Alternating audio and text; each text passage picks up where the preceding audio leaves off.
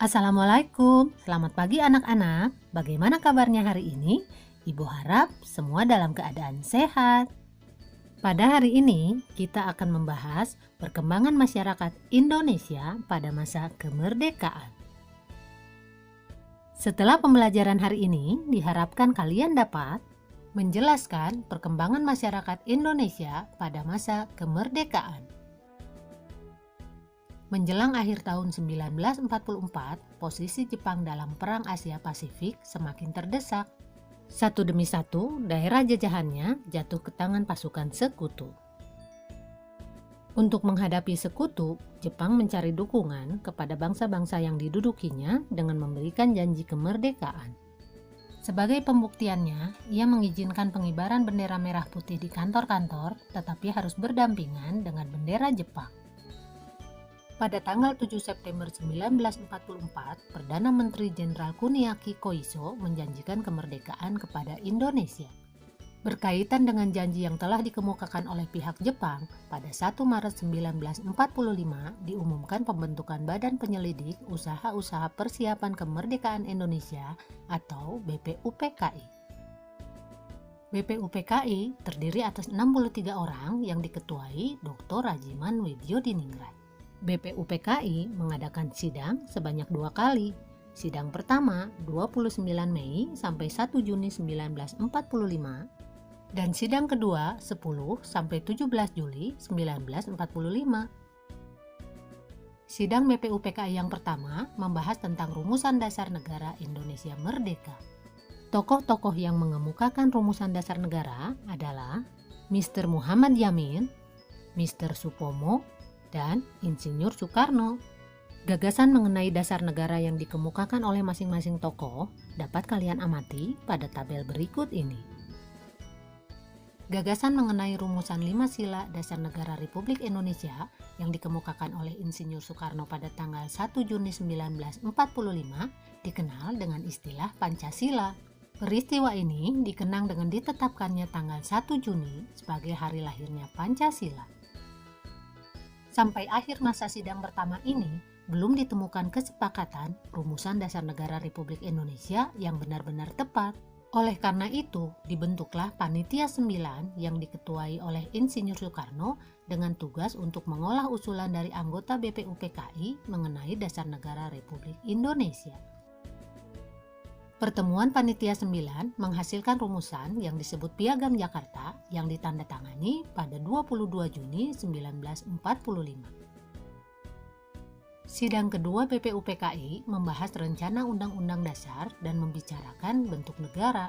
BPUPKI membentuk Panitia Perancang Undang-Undang Dasar beranggotakan 19 orang dan diketuai oleh Insinyur Soekarno. Pada tanggal 14 Juli 1945, Panitia Perancang Undang-Undang Dasar melaporkan hasil kerja panitia, yaitu pertama, pernyataan Indonesia Merdeka, yang kedua, pembukaan Undang-Undang Dasar, dan yang ketiga, batang tubuh Undang-Undang Dasar. Pada 7 Agustus 1945, BPUPKI dibubarkan karena dianggap telah menyelesaikan tugasnya, yaitu menyusun rancangan Undang-Undang Dasar bagi negara Indonesia.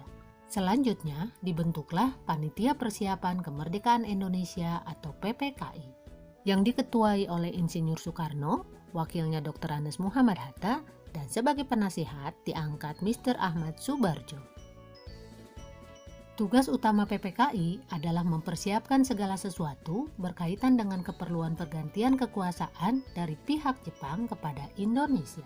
Secara simbolik, PPKI dilantik oleh Jenderal Terauchi pada tanggal 9 Agustus 1945. Jenderal Terauchi memanggil 3 tokoh nasional yaitu Insinyur Soekarno, Dr. Andes Muhammad Hatta, dan Dr. Rajiman Widyodiningrat ke Saigon Dalat, Vietnam untuk menerima informasi tentang kemerdekaan Indonesia yang dapat dilakukan dengan segera. Peristiwa Rengas Dengklok diawali oleh peristiwa menyerahnya Jepang tanpa syarat kepada pasukan sekutu pada tanggal 14 Agustus 1945. Berita tentang menyerahnya Jepang diketahui oleh beberapa tokoh pemuda seperti Sultan Syahrir, Wikana, Darwis, dan Hairul Saleh melalui radio BBC. Syahrir mengusulkan Soekarno-Hatta agar secepatnya memproklamasikan kemerdekaan Indonesia.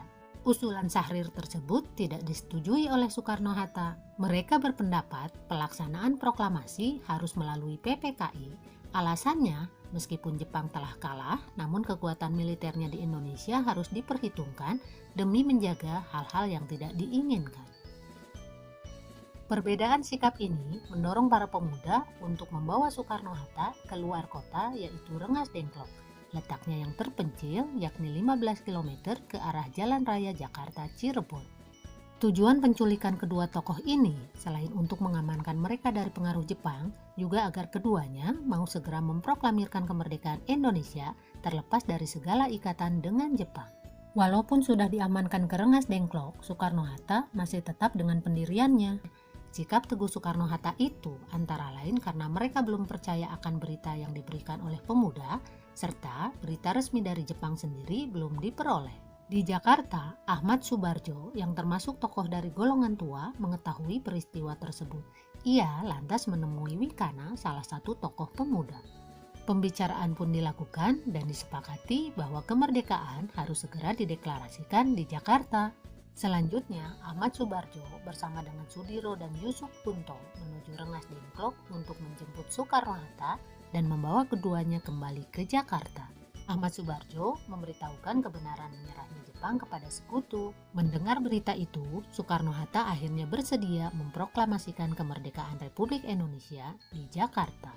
Dengan taruhan nyawa, Ahmad Subarjo menjamin proklamasi kemerdekaan akan diumumkan pada tanggal 17 Agustus 1945 selambat-lambatnya pukul 12.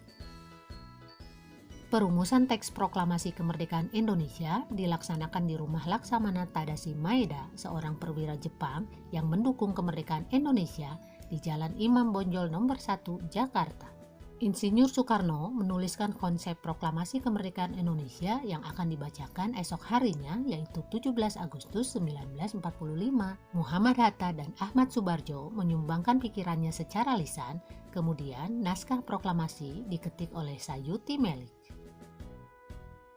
Tepat pukul 10 waktu Indonesia Barat, upacara pembacaan proklamasi kemerdekaan dilakukan di kediaman Soekarno di Jalan Pegangsaan Timur nomor 56. Setelah pidato dan pembacaan proklamasi selesai, dilakukan pengibaran bendera merah putih oleh Latif Hendra Diningrat dan S. Suhud.